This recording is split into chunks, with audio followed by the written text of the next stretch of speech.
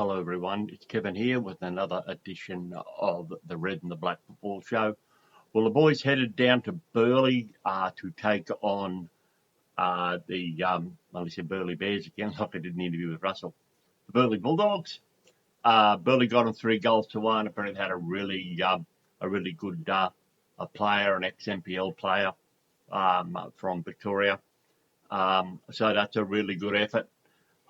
They take on Russell's probably original club. It's a home game for him. They head to Moggle, who play a couple of divisions above the Red and the Black, and I'm sure they'll put in a good effort as they close in on their first game, where they'll kick a ball in anger in the FFA Cup or Australia Cup next Saturday against the Narangba.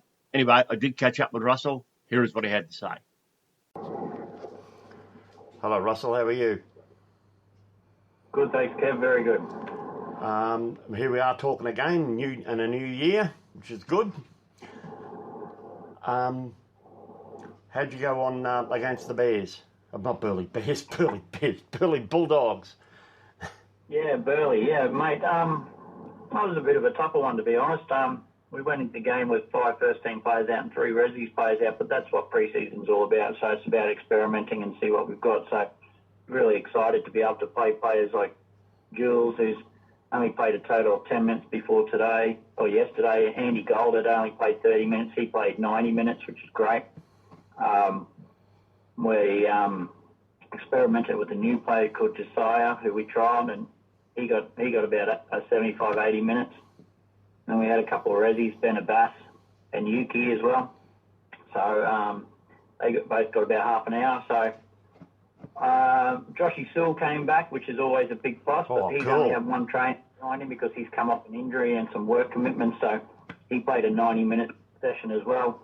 So, you know, when you add all that up, that's a pretty green team, considering we had players like Flynn and Matty Owen away, and Laurent away, and John away, and Ben Stanley, who was sick on the day. So, but credit to Burleigh, we lost 3-1 in the first team, and they've got Paul O'Brien. And for those who know Paul O'Brien, he used to play at Annerley, and he went to go play for Heidelberg NPL 1 in Victoria, and he was just next level. He's got his family that's at Burleigh at the moment, and the second half he just turned it on. Yeah. I thought we were quite strong in the first half. I thought we probably edged them in the first half, to be fair.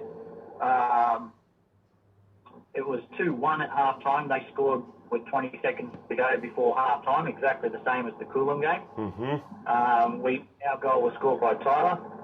Okay. I thought, as I said, we had the edge on them, and then for the first 5 minutes in the second half, we certainly had the edge, but then Paul O'Brien shifted gears into first, and he just turned it on, and we didn't really have an answer for them for a good 30-minute period.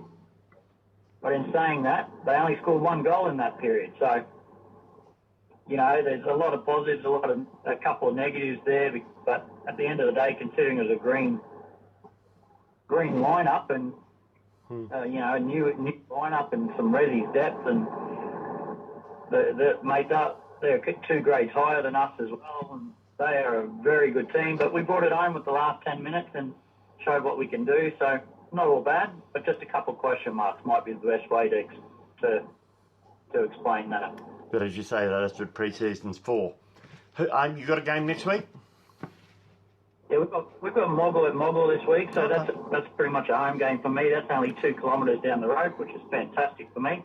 Because for those who don't know, I've been away for home on the weekend for 4 weekends in a row now. So I'm not sure the wife even remembers who I am. So, but yeah, it'll be good to play Moggle, an ex-club that I used to coach there in the grade above.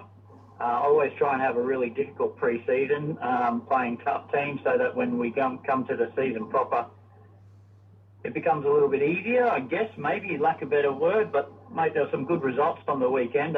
Your old Knights team got absolutely belted by Oldbridge 5-2, and Knights are 3 grades higher than Oldbridge.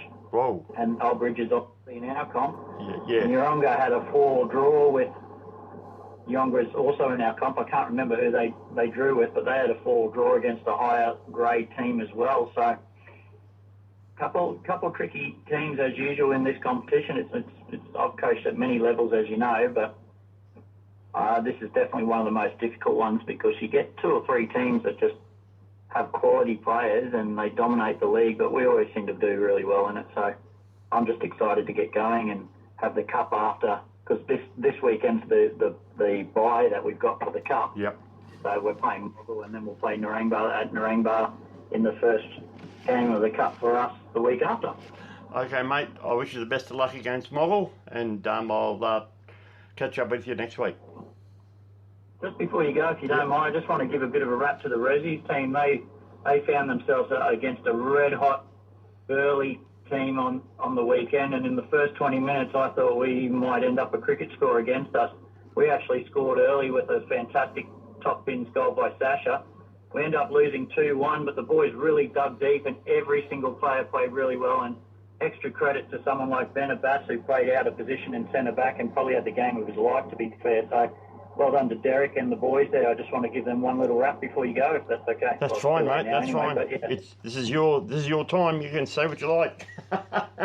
All right, mate. Oh, mate, you know Yep. better than anyway, if you don't have a good Resi team, you don't have a good top team, and we certainly have a good Resi team this year. And that's the problem. I think a couple of clubs up here, they've got a good 12 or 13, but when the Resi's drop, when you get to Resi's, trying to plug those gaps, it can be difficult. And if you've got a good Resi's, you're well on the way.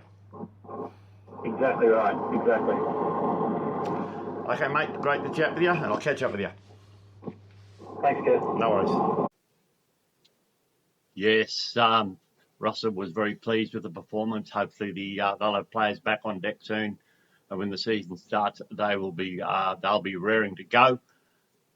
Yeah, he was very happy with the reserve grade, but the players had missing, so the squad's looking really strong. Because the problem a lot of teams have, they have a really good 12 or 13, and they get found out as the season goes on. This is not the case here at Bardon.